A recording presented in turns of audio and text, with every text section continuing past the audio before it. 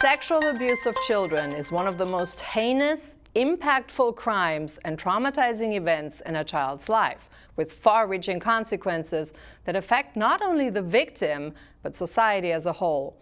Nearly 70% of child sex offenders have between 1 and 9 victims. 20% of offenders have between 10 to 40 victims.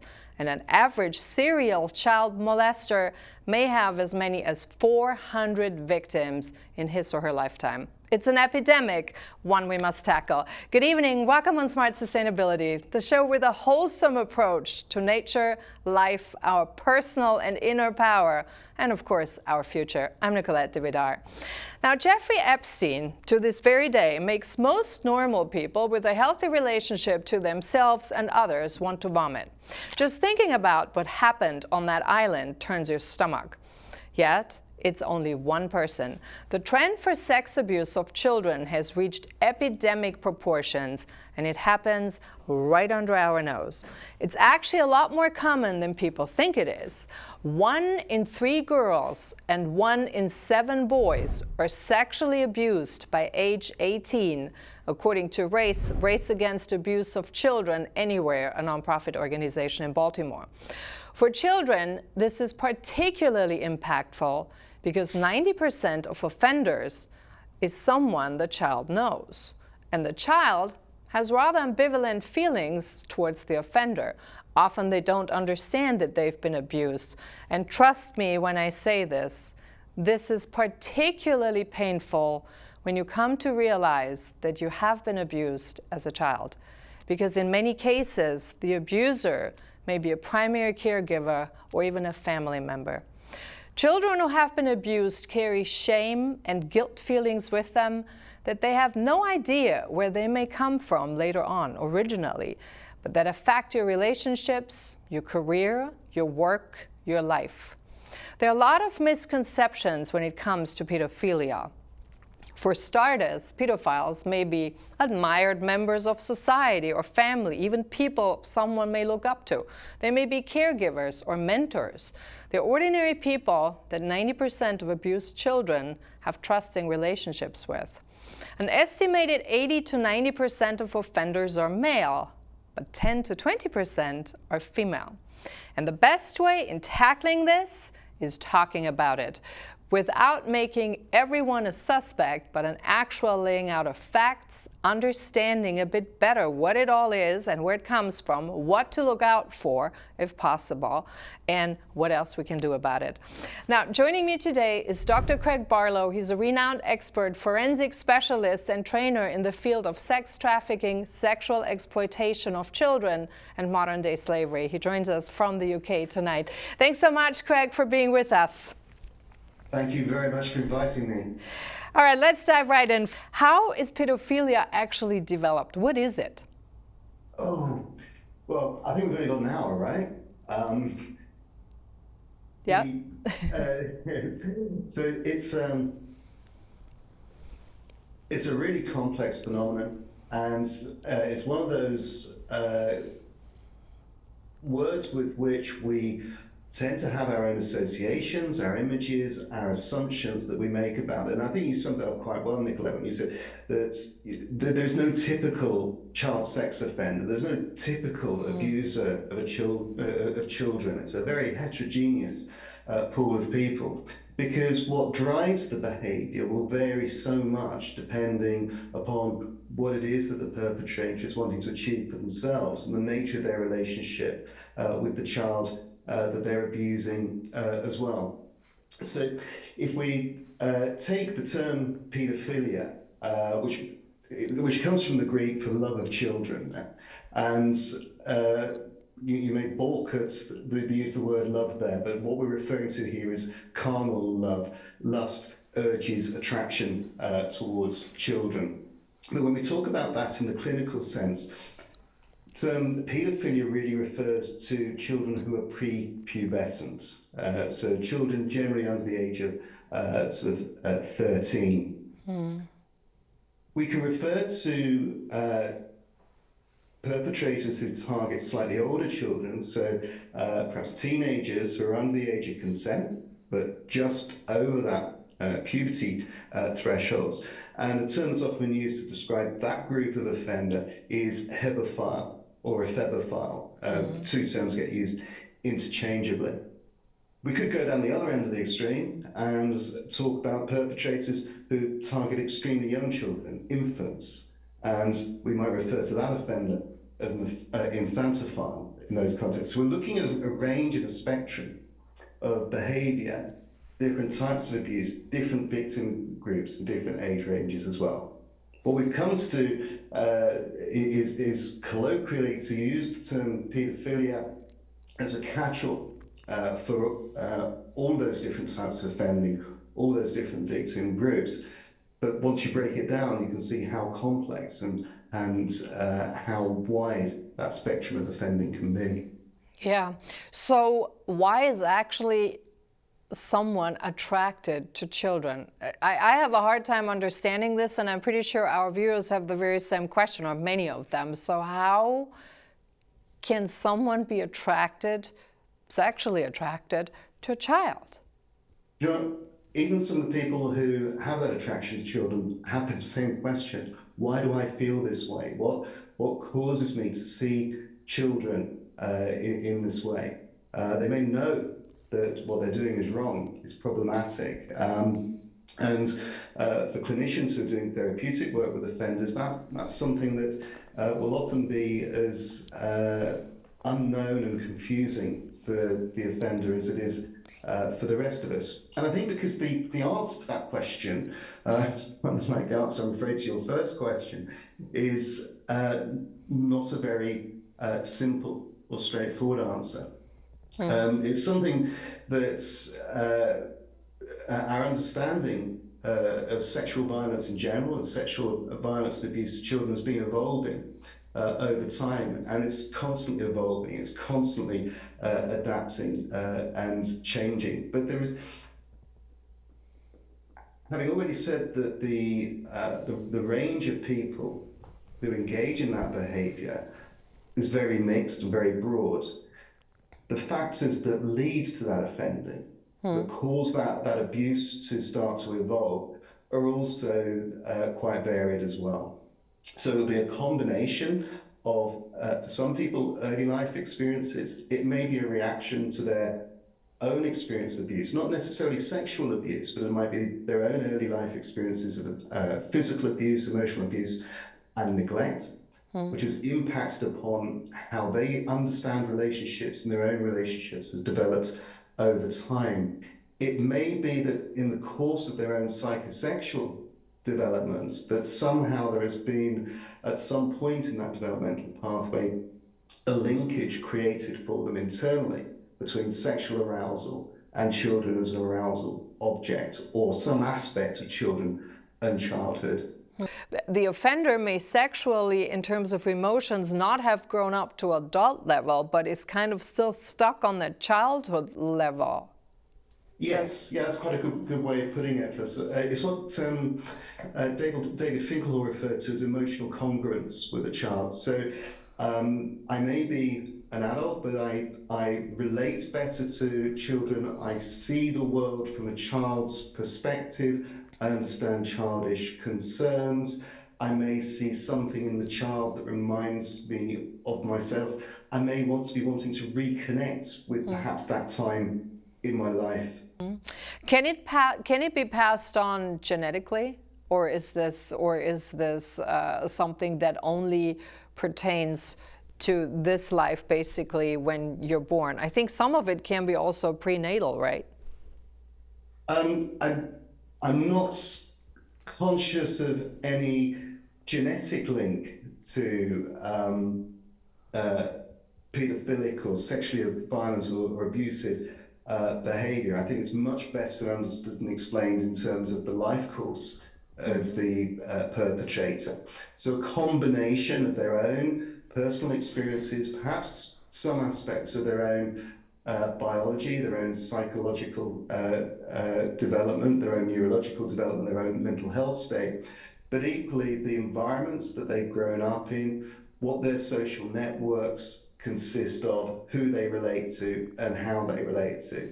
I think this is why the internet has become such a dangerous place in so many respects, and a place in which child abuse is thriving at the moment. It's really kind of outstripping many of our efforts to curtail it, because it provides a space where perpetrators who perhaps would not have offended in the offline world are emboldened by a sense of anonymity. It's much harder to track and detect and identify abusers within that context, and because the ease by which they can access children, because there is so much less monitoring and supervision of children in that environment as well. So and that explains the rising numbers, right? Yes, yes.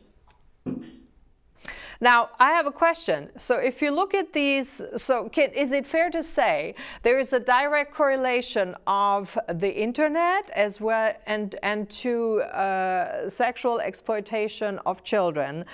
But then when you look at, for example, incidences like COVID, where you had lockdown, where we even had more people going on the internet, how did that affect the sexual abuse of kids? Do you have any numbers on that? You correctly used the term correlation there, and it's really important to differentiate between correlation and cause. They're not necessarily the same thing. Where we see a correlation between events and characteristics just means that there are links there. So I would suggest that things like the lockdown period, although on the one hand, that's kind of reduced the likelihood of people having physical access to children, unless those children were trapped within abusive home environments. The likelihood of them being physically assaulted or targeted by an extrafamilial perpetrator was probably reduced.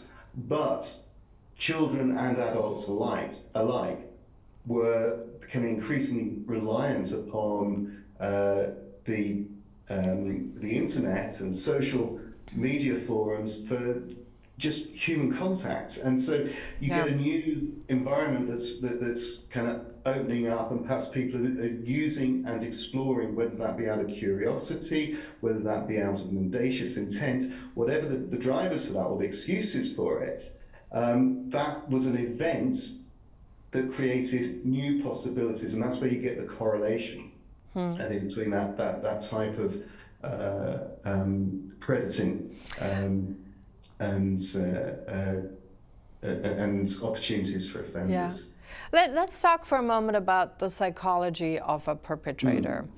What are some of the key things of the psychology of a perpetrator? We hit a little bit on that in terms of what they're seeking, but I want to really specifically talk a little bit about that psychology. What are they actually seeking? What's the primary motivator? I think it really depends on the individual. I mean, I've interviewed hundreds of sex offenders and also people who have had behaviours that they're worried about but haven't crossed that threshold into actually abusing. When I interview someone about their abusive behaviour or their risky behaviour, one of the things I will always explore with them is quite a detailed personal history. What have their life experiences been like? What their relationships like growing up? How did they get on at school? What were their earliest sexual experiences and encounters like? Were any of those unusual? Were they difficult or frightening in any way? One of the things that comes up a lot during the course of those interviews is often there is a disruption in terms of their own early attachments. So we might find, for instance, that someone may have grown up with one or both parents in an environment that was kind of good enough. So the sort of example that comes to mind is where a guy may say to me, well, yeah, life was okay when we were kids. There's always food on the table. We were looked after. And you think, hang on, what I'm not hearing there is a lot about warmth or love or affection. So they might talk about one of the parents or caregivers as being quite strict, perhaps rather heavy on the physical chastisement, perhaps. And that's an example where there's not necessarily a history of sexual abuse in their own past, but there is that starving of warmth and affection, which has impacted upon their own ability to understand how relationship works and how to develop relationships with other people as well. So they're confusing love and affection and warmth Yes, with abuse? Do you remember I mentioned David Finkelhor's theory of emotional congruence, which I mentioned earlier on. So there are some paedophilic offenders for whom the grooming process, the engaging with the child who's become their victim, where you and I would talk about grooming, for them the process is intended more like a courtship. I remember one guy who would say that I think it's wrong to snatch children. I think it's wrong to be violent with children. I'd never do that. But I want to get to know them. I want a relationship with them. And sometimes it can take years to get, and these were his words, a partner to cooperate. And what he was driving at there was that he believed himself to be in love with the child that he was targeting. Now, these were often children under the age of 10. Oh my God. For him, if the child became distressed with that relationship, and you made a very important point earlier on, Nicolette, about how a child may not realize that they've been a victim, they may not realize they've been abused until the penny drops much later on in adolescence or in adult life. Yeah. So for him, it would be really important that a child was willing, was compliant, and was for him reciprocating in what he saw as a loving relationship. But that same man would be horrified if you talked about his love for what he would call a partner as being harmful or dangerous or damaging in some way. Now, in another context, you might find an offender who the abuse of the child may be more about his own need to exert, to act on violent or angry emotions that he's not got the skills to, or isn't equipped with to deal with elsewhere. One young man that I interviewed quite a few years ago now, who's actually in a secure hospital, when I was doing the assessment with him, I began to realize that he just wasn't very motivated to change or to even leave hospital. Now, interestingly, this man who was in his early 20s actually didn't have a sexual preference for children at all. He didn't really have much of a sexual preference for anyone in particular. But I asked him one day, I put it to him that he didn't seem to want to move on or to leave hospital or get back into the community. And he was very upfront. He said, no, he said, I've got everything that I need here. And when we talked about that in relation to his offending, he said, see, Craig, the thing is, a lot of people think about doing what I did, but I'm the bastard that did it. Oh. And for him, the motivation was about that notoriety. His victims, actually, the primary victims for him were not the children, but the distress he was causing to their parents. And that linked much more to his early life experiences and his own experiences of abuse. But that is a very perverted, sick way of looking at life. That's why he was in hospital. Yeah. But it's very distorted, it's very difficult. It takes a lot of time, a lot of work to unpack that. Now, when we're doing therapeutic work with offenders, there will be some people who genuinely want to understand why they behave this way and they want to lead safer lives and they don't want to do this harm. Others will be much more defended, and others, like the guy I just related to you, doesn't have any motivation to change. His goals in life are so low that there's no reason for him to change. For him, he gained a status and notoriety by his offences, even to the extent they had me as an external consultant coming in to do the direct work with him, even that indirectly gave him a little bit of notoriety and status. If you met him face to face, he'd be a very unimpressive person. He wouldn't look frightening. If you saw him in the street, you wouldn't look at him twice in many respects. And this is what I think often surprises people, is these are very boring people to a large extent. You know, their lives are mundane. Many of them, there's very little difference between my life and theirs, or your life and theirs. So is there a compulsory element to it?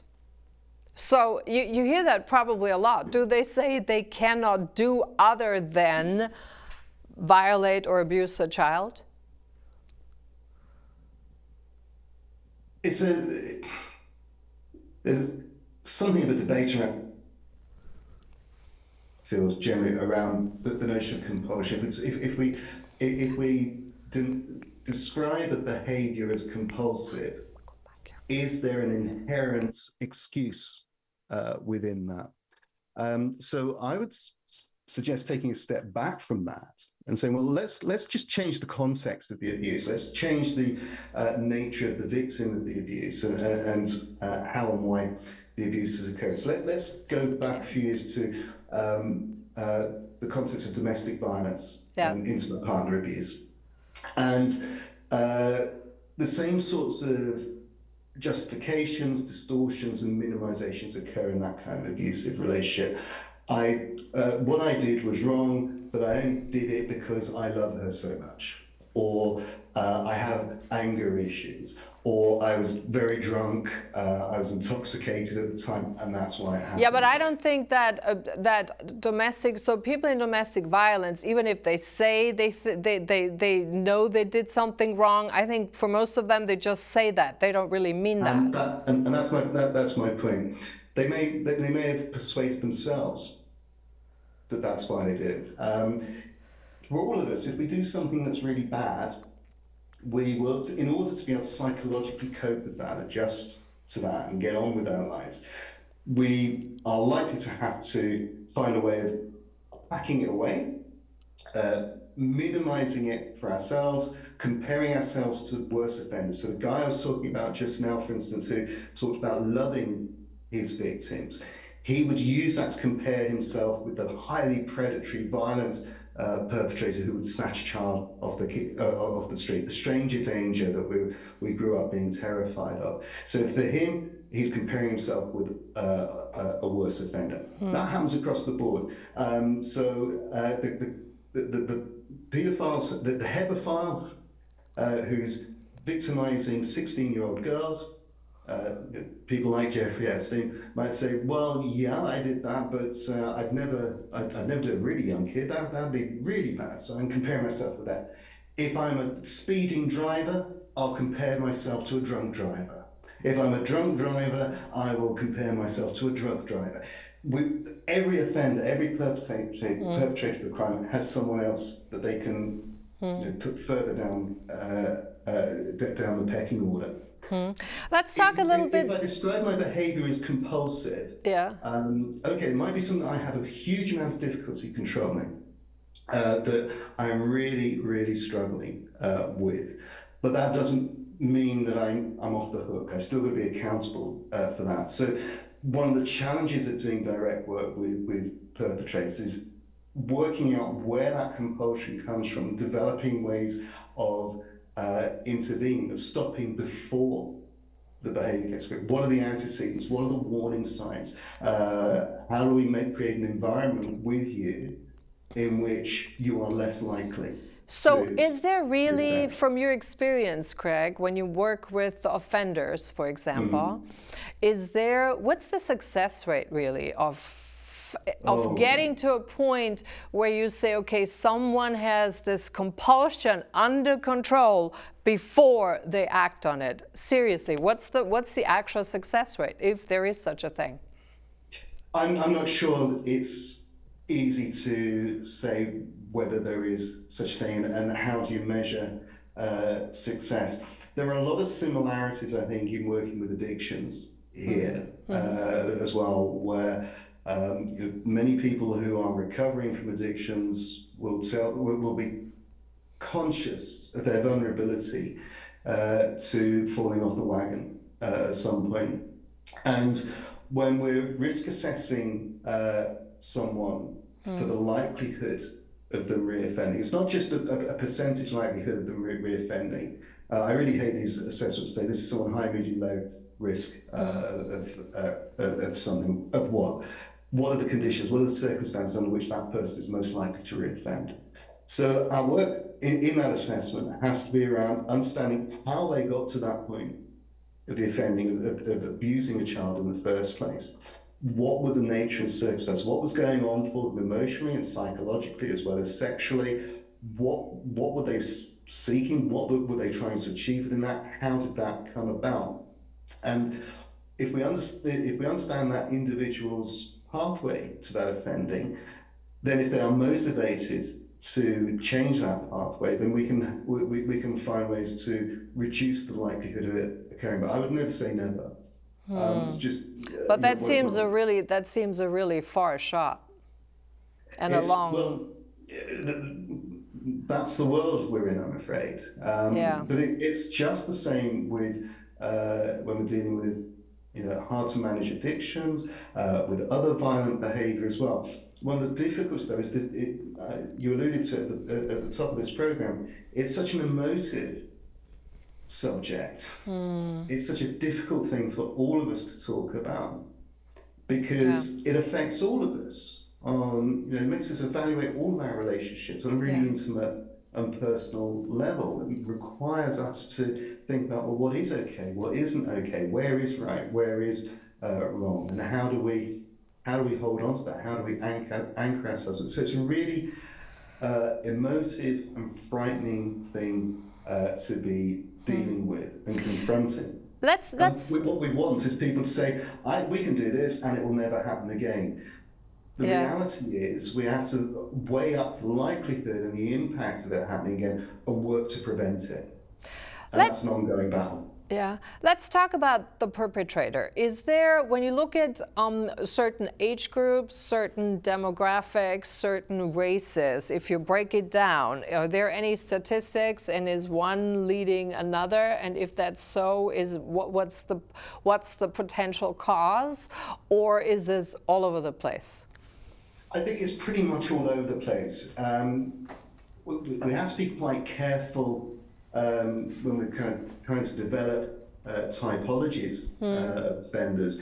But what we do see is kind of trends and themes emerging within certain groups and certain demographics as well. I've been doing some work recently with one of the county police forces in England, and looking at child sexual exploitation.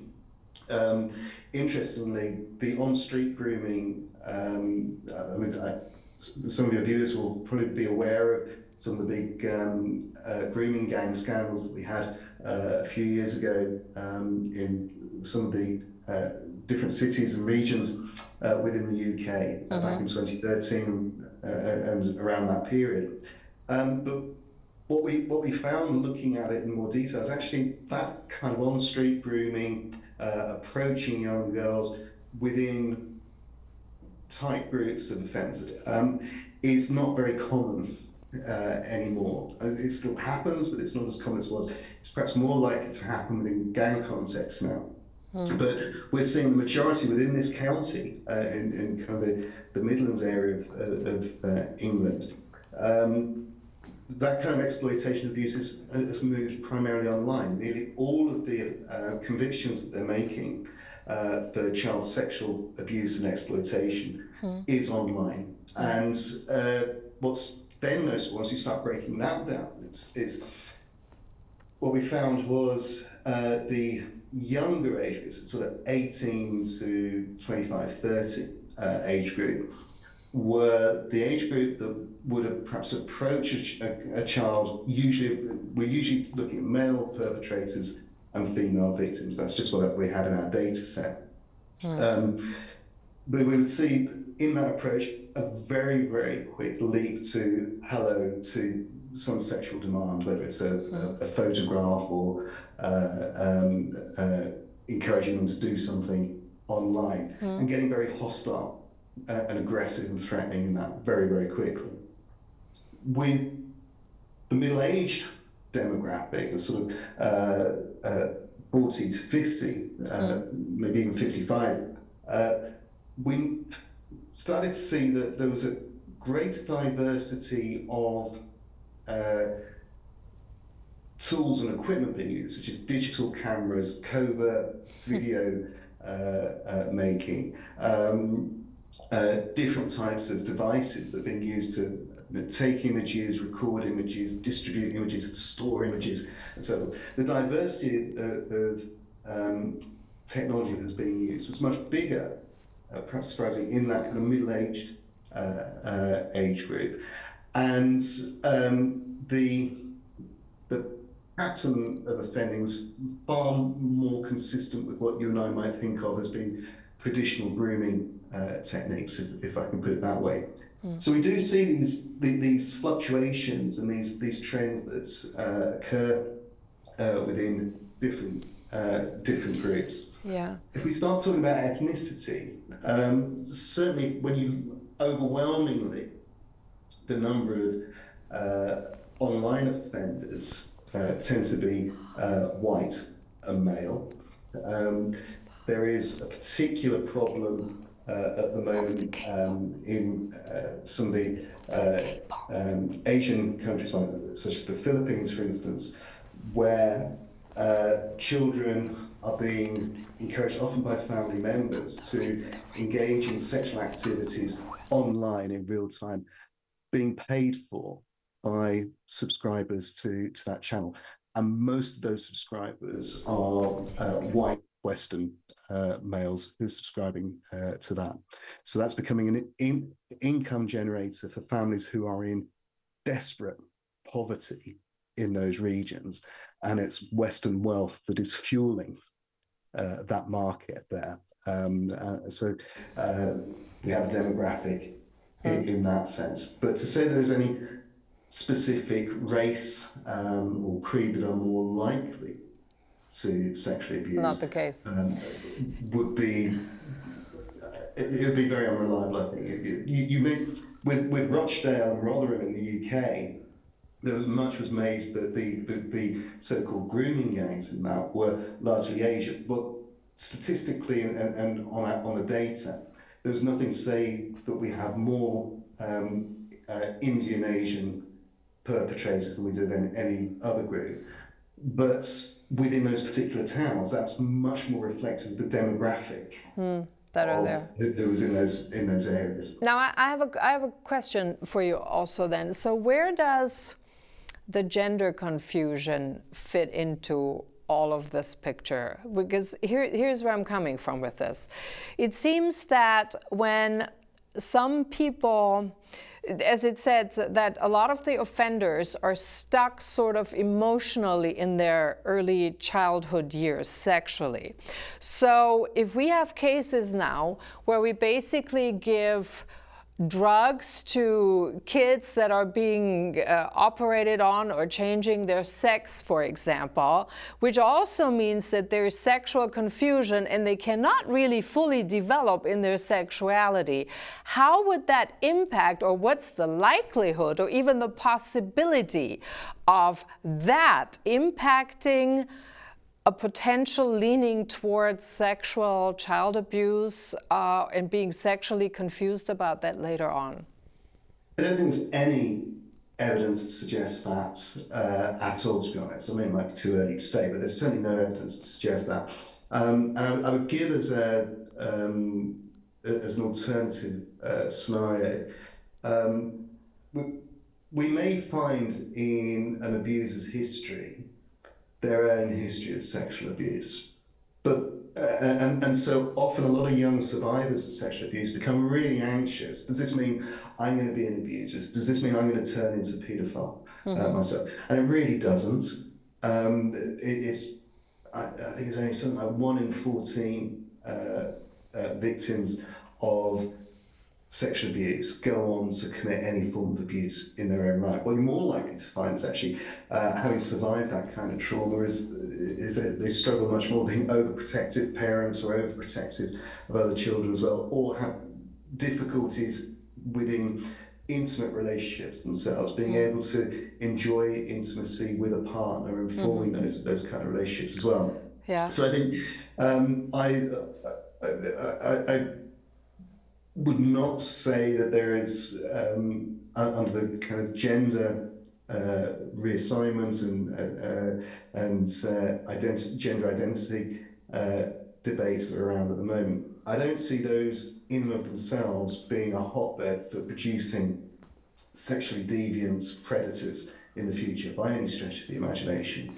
I think there are more legitimate questions around identity and identity development and the danger of hastening a young person to come down on with some certainty over what their gender identity is or what their sexuality is too soon, before they've had time to work it through and explore themselves. And I don't have all the details, unfortunately.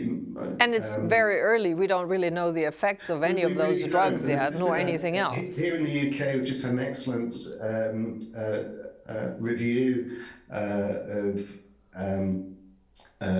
services for children with gender identity issues called the CAS report, which I'd recommend directing you to. I won't go into it here, but it's kind of addressed some of those issues around, you know, the potential problems of puberty blockers and treatment programs that are not really tested or fully understood at this stage. Yeah. Now, the majority of offenders is male. We do know that from statistics up to this point, but there are also female offenders. Let's talk about that a little bit, because that is a lot less talked about, and we need to address that as well. What is what is the psychology, or how is the psychology of a female offender maybe different from a male offender? To be honest, in my experience, the psychology and the motivations, and to some extent the modus operandi, the processes, there are more similarities than there are differences in female perpetrators of child sexual abuse. So we get the same sort of diversity.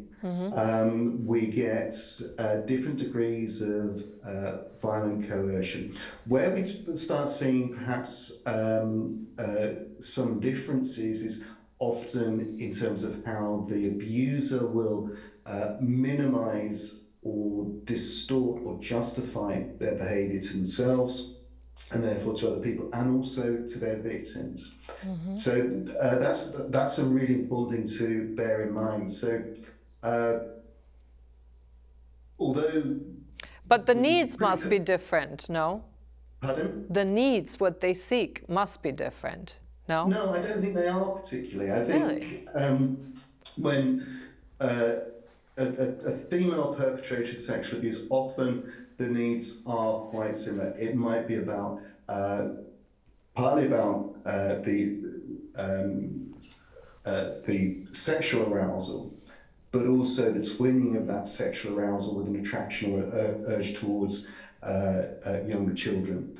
It may be about the emotional payoff, the difficulty in finding intimacy with an adult partner, a consenting adult partner. What we will also find with some female perpetrated abuse is that women are more likely to have access to children than men in many respects. They are often, and this is sometimes why you will find male and female perpetrators colluding with each other and working with each other as well. So we have the horrific partnerships in Jeffrey Epstein and Ghislaine Maxwell, for instance.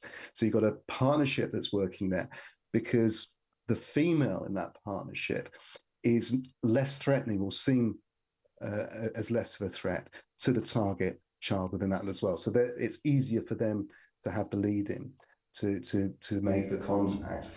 But what they achieve from that abuse, what their goals are, much as they are for male perpetrators, will be a combination of emotional congruence with children or narcissistic attraction towards the children. It might be that aspects of the child and the child abuse is fetishized. You may get a blurring of intimate care with intimate sexual arousal as well. It might explain be about that for a second. That one I didn't understand. What's the blurring of intimate care with intimate sexual arousal?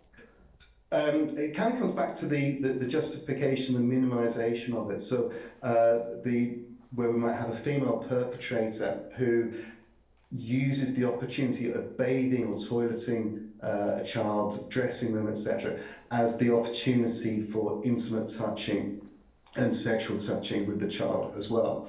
What that does is normalizes from a very young age the child that kind of behavior and that kind of attention from the adult as well. It's very easy to cover that kind of abuse up within the context of providing intimate care. Would they be even aware of the fact that they did that abuse on the infant or on the child?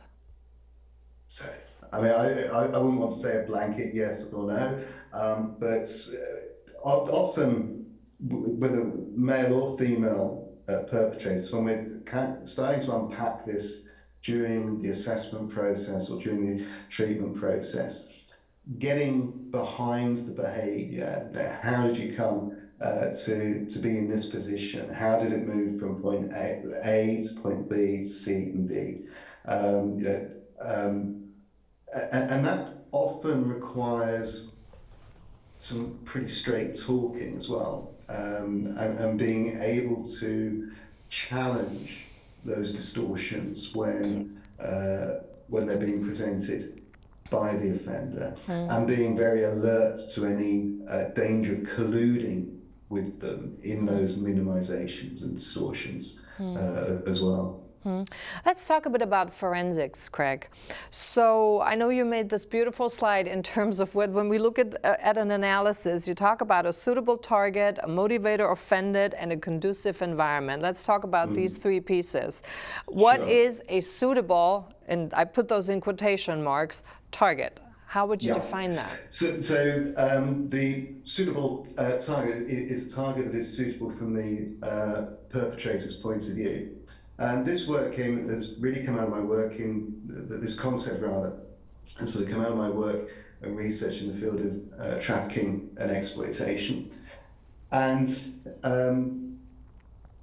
it's an attempt to describe the complexity of child abuse and exploitation. So if we think of the abuse as being a pattern of behavior that emerges out of the interactions between the victim and the perpetrator, but also the victim and their environment and the perpetrator in that environment as well. So in the diagram I provided for you, bring those, if we imagine those as kind of three circles, the target or the child, the motivated perpetrator, and the conducive environment. Imagine those as three circles. And what makes a child a suitable target for the perpetrator? Well, it'll be, what does that child represent to them? What is the value that the child represents to the perpetrator? So it's going back to what we were saying earlier about, what is it they're trying to achieve? What is it the perpetrator is looking for here? How visible and accessible is the child? Now, picking up on your question earlier about the online grooming and the spike we saw in child sexual abuse online during lockdown. If you can imagine being hey, look, at the moment, I'm from my personal office at the moment, and there's lots of clues about me in here. If we've all got used to doing this on Zoom and Teams and goodness knows what else. Hey, look, Luke Skywalker, Batman, just up there as two little toys which have a resonance for me. I might have had a poster up here on the wall. You've got my radio up there. You're starting to pick up little clues about who I am. You've got my criminology journals up here. So if you're looking for me as an investigative journalist to really hook me in and get me talking, there's lots of cues there for you to start picking up on. Now let's imagine I'm a 12-year-old, 13-year-old boy. Boy, that was a long time ago. But maybe now I've got posters of my favorite musicians, movies up on the wall, and I'm chatting online. I'm making my TikTok videos. I'm making my own kind of rapping music videos, which I'm making from my own home, in my own community. Now, all these things start telling us about the aspirations of that child, where the kind of environment they live in, what sort of backgrounds they come from as well. So the predator who's looking to engage with that child already knows the things that are going to hook them, the things that they're going to be interested in, the common ground that they can start using. So they literally get a window, so to speak, Absolutely. into that's a really good way of putting it. their soul and into their home and into their environment. Yeah. So the visibility and accessibility of the child are going to be crucial, and those are all the elements that I would suggest make a suitable target from the perpetrator's point of view. Now, if we have a young person, a child who's been excluded from schooling, perhaps because they have their own behaviour problems, or the child, let me put it this way. Many years ago, a colleague of mine, a police officer, arrested a man who was a well-known, he had quite a history of sexual offences. And one day, for whatever reason, this man agreed to explain to my colleague how he would target a child. He said he would hang around in the vicinity of the school. The kids are coming and going at the beginning of the school day, at the end of the school day. And he would look out for the child who tended to hang back a little bit, didn't have so many friends around them, was a little bit perhaps lonely looking or less popular than the other kids. And then he would organise himself so that perhaps he would regularly use the same pedestrian crossing as the kid on that way to school. So he became the familiar face, and then maybe would start a conversation. We do this, you travel on the bus every day, or if you walk your dog in the park, there are people that you start forming nodding acquaintances with, you comfortably have a chat with, you don't know very much about them, they become familiar to you. And this is how he would start building the friendship with the child. And then it would be something like he'd notice the kid had a bag with his favourite soccer team on it. And then he'd say, well, Arsenal didn't do so well last night, did they? And then they'd have a conversation about soccer, about football. And it starts to build up. So that individual has found the kid who's a little bit more isolated than the others, has fewer friends who might look out for them, has fewer connections around them, a child who's less plugged in to a protective environment. Teachers don't know who this guy is, other kids don't know who this guy is, family don't know who this guy is, but is he a stranger? No, because our child now knows this man, and that's how this offender used to operate back in the day. Now that kind of predator will still operate on the streets, but what we're seeing more of is that kind of behaviour transferred into the online context now. So but what he describes for us there is an environment that is conducive both to the child being accessible and identifiable and visible, but also conducive to his particular pattern of behaviour. He's a guy who flies under the radar. Alternatively, we might have someone who's in a very powerful position, who people are frightened of, or he has a lot of influence and controls the environment from that point of view. So let's go back to Epstein from that point of view. You see that kind of very dominant, powerful, controlling person. Where were the girls that he was targeting coming from? They were coming from more underprivileged environments. Often the approach, I understand, was being made by Ghislaine Maxwell, and they were being offered work and then being drawn into, being attracted to Epstein and Maxwell. And once they're in that environment, they have the control. But I want to talk about also a little bit about stuff that actually occurs within the family, Craig, because this is a classic case where we think, yes, there might be strangers on the street that kind of befriend kids and then sneak their way into their being. But very often, in fact, 90%, I think I read in the statistics, the perpetrator is much closer to home. So it can very well be someone from the immediate family environment, from a further basically a further relative or things like that.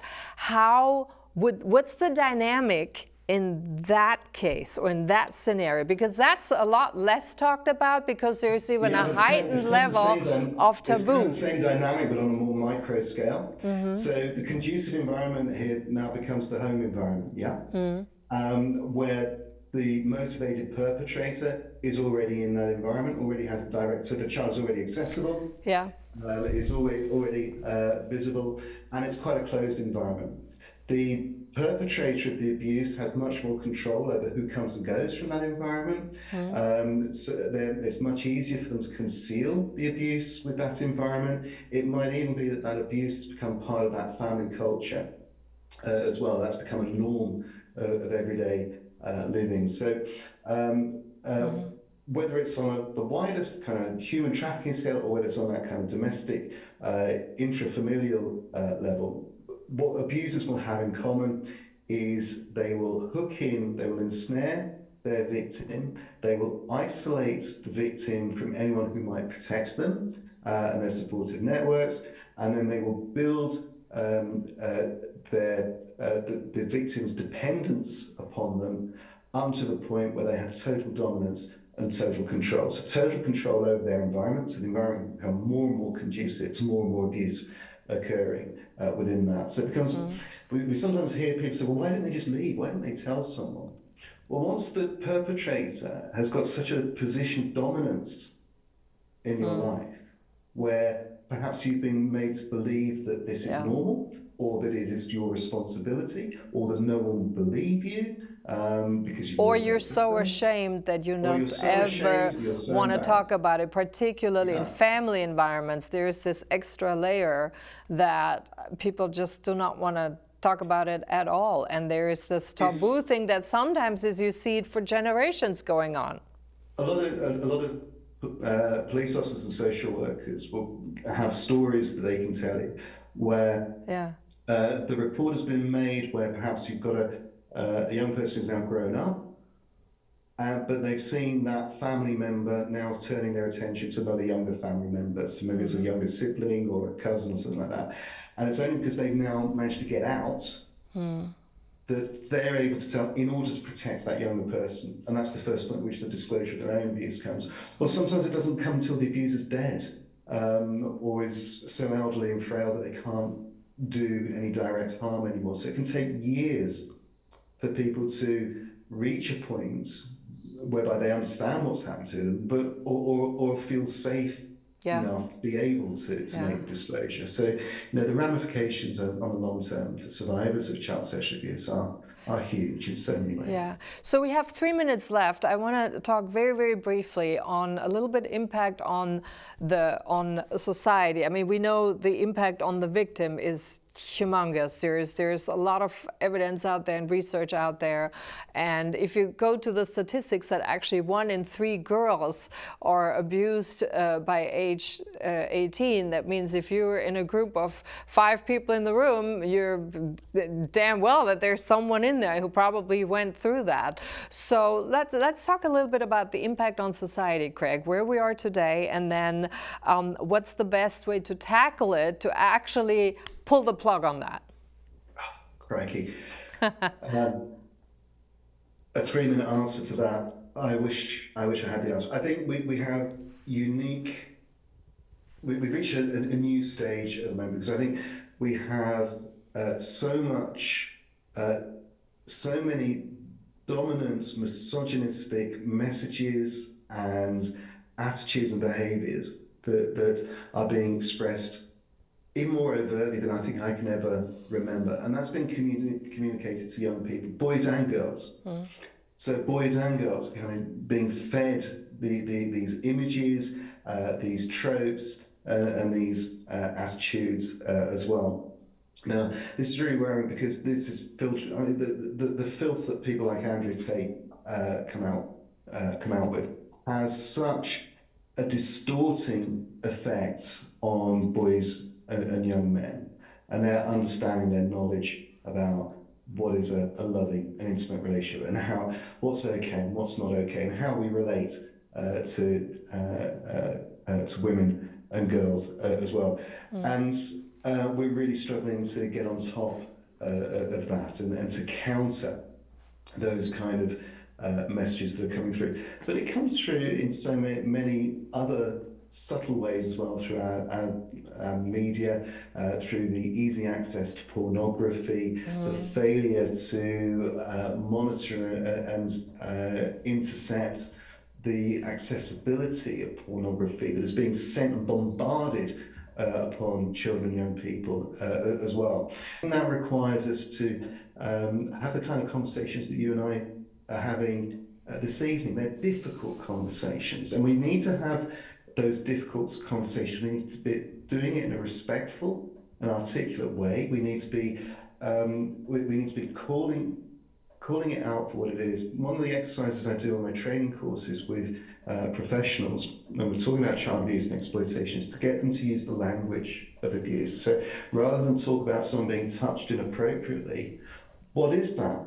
Well, being that this person was touched inappropriately, that tells me very little. Mm-hmm. And you know, I will have offence say, yeah, I was inappropriate. No, you were more than inappropriate. Well, I may have touched her breast. No, you actually you touched her breast under her clothing. You digitally penetrated her with your finger.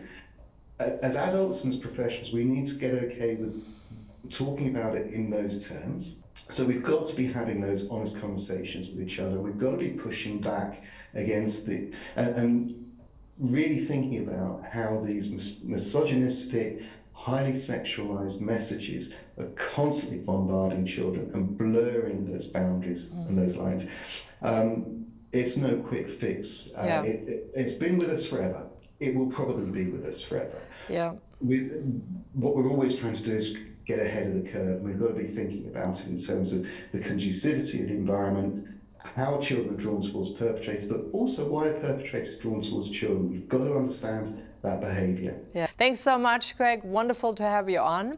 And for our viewers, thank you so much for watching. As you heard, this is a very difficult conversation, and I'm going to be honest, it's also very, very difficult conversation for myself, because we have had some in our own family environment, and that's always very, very difficult to come to terms with. So I would invite you at home, as well as others, to start talking about this, because you actually may find out, first of all, it's very healing, and then second, the best way to tackle it is if we really sort of tackle it head on. On that note, have a wonderful evening, a good night, and we see you next week.